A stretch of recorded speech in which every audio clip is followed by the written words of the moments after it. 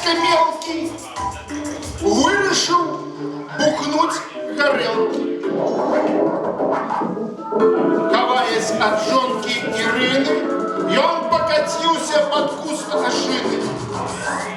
И раптом чаровный соснил себе сон, як льется в кишеню соляра с цистерны.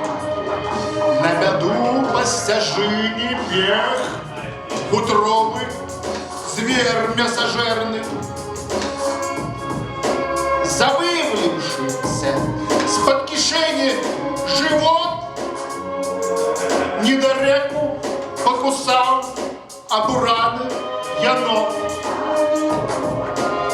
Теперь коллеги глядят строго, звукор, от шаленства прописали отморозку 30 уколов.